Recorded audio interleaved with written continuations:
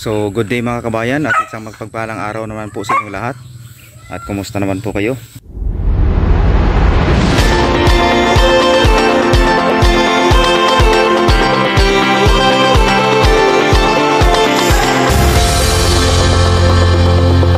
At ngayon ay linggo, after ng church ay dito po tayo sa may Subic, no? Dito sa may kapatid ko.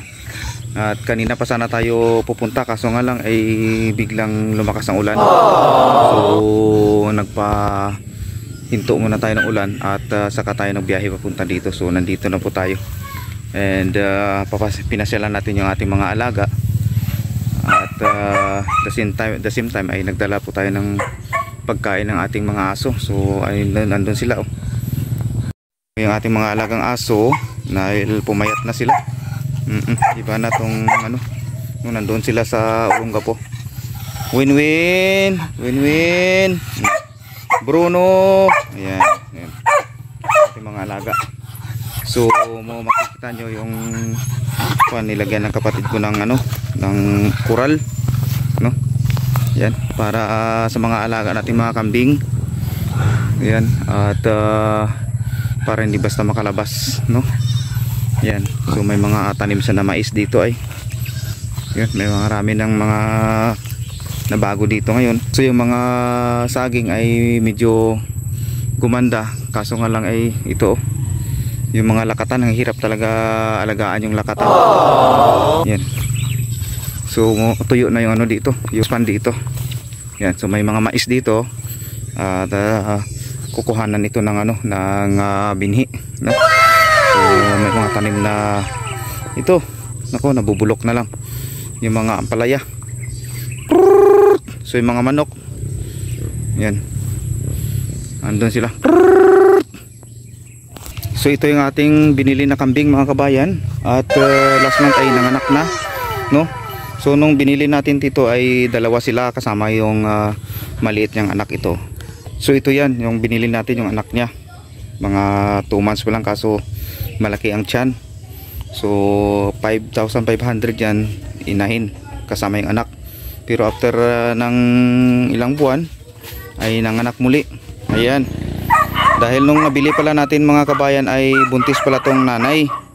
So March last month ito nanganak na, dalawa yung anak niya, babae at saka lalaki. Naloko na. Ayan, diba? So ang bilis. So ito gusto na magpalahi ulit. So kaso nga lang dahil maliliit pa yung anak ay 1 month pa lang mahigit. So siguro after mga 2 months na, so pwede po natin palahihan muli. Kaya pagka once na mabuntis siya, so sakto 3 months na tayo itong anak. Pagka 5 months manganak siya, so 5 months malaki na tong mga anak niya ulit. So tamang tama lang yan na sa 2 bisis sa isang taon manganak siya. So ang bilis dumami. So balak natin yan mga kabayan ay bibili ulit tayo ng kambing. So ibang lahi naman yung balak ko pag loob ng Panginoon at medyo may budget tayo, yung Anglo-Nubian na kambing yung bibilhin natin para iba-ibang lahi, no?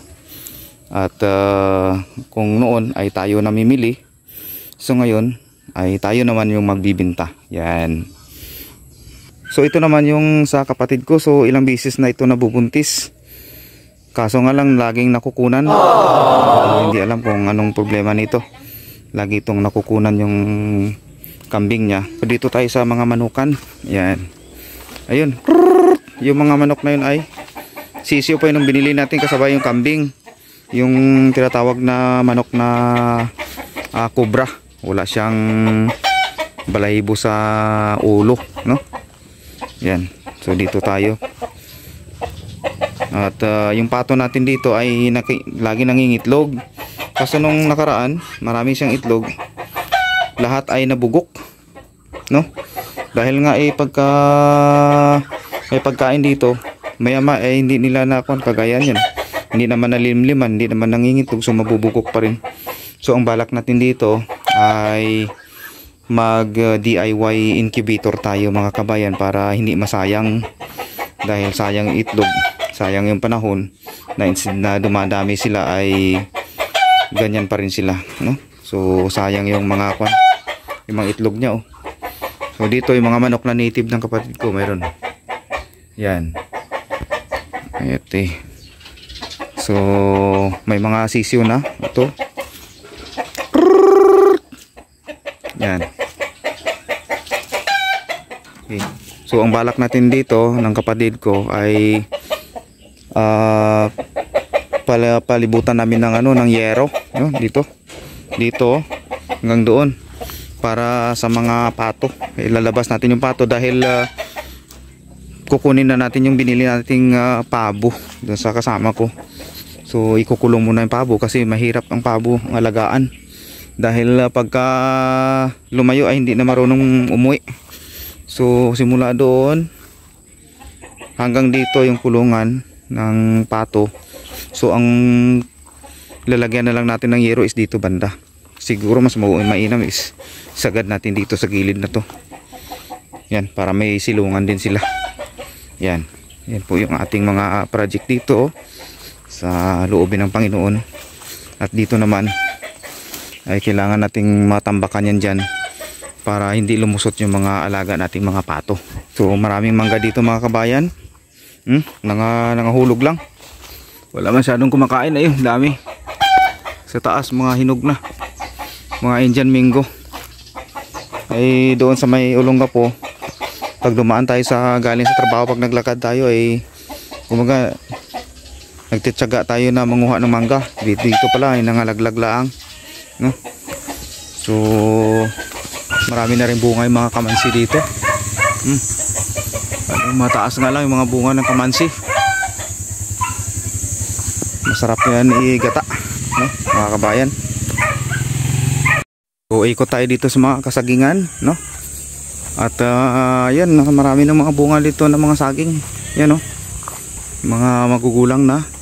Okay. Dami. At ito nga lang ay gloria na saging ito. Yung mga saba na tinanim natin nakaraan, yun, malago na sila. Yan. Pwede nang kumbaga makapaglaban na sila sa init, sa kaulan, no? Yan. Ito yung mga saba. Namunga na sila, oh. Yan. Yun, meron pa dito, oh. Buti ngayon ay walang walang mga lupin. Ganito pa lang, wala na. Hindi mo na makita to na lumaki na ganyan, wala na yan. Tanggal na yan. So yan, ito yung mga tinanim natin noon nakaraan. So may vlog po tayo dyan. So hanggang doon yung mga saba na ito, dulo. Ayan. So medyo umambon kanina kaya basa yung mga dayami. Hindi tayo makapunta dyan dahil mababasa tayo. Ang gagawin natin dito, mag-alaga tayo ng mga kahayupan, no?